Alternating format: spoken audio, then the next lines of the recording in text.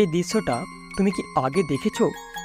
হলুদ গুঁড়ো ফেলে ক্লাসে আলো ছড়াচ্ছে, ভাইরাল হয়ে গেছে, লাখ লাখ রিলস। কিন্তু এটা কি সত্যিই জাদু? না। এবার আমরা দেখব এর আসল বৈজ্ঞানিক রহস্য। হলুদ গুঁড়ো, এক গ্লাস জল আর মোবাইলের ফ্ল্যাশ লাইট, কিন্তু আলো কোথা থেকে ছড়ালো? এটা কি কোনো কেমিক্যাল রিয়াকশন, নাকি হলুদ নিজেই জ্বলতে শিখেছে? আজ আমরা এই ভাইরাল দৃশ্যের বিজ্ঞান খুঁজে আনব। হলুদ গুঁড়ো আসলে গলে না, বরং জলের মধ্যে ভেসে থাকা কণায় পরিণত হয়। এই কণাগুলোকে বলে সাসপেন্ড পার্টিকেল।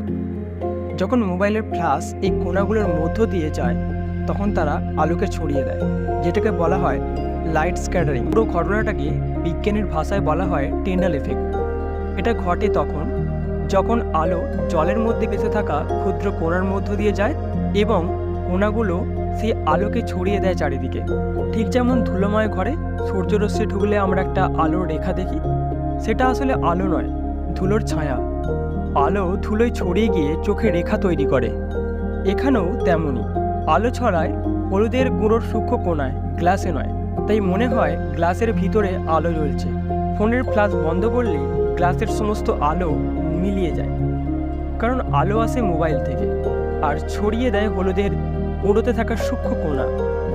এটাই বাস্তব বিজ্ঞান, চোখ ধাঁধানো কিন্তু মিথ্যা নয়। এমন সত্যভিত্তিক ভাইরাল ট্রেন্ডের পিছনে থাকা আসল বৈজ্ঞানিক সত্য জানাতে আপনাদের পাশে আছি আমরা, সব জানতার কর।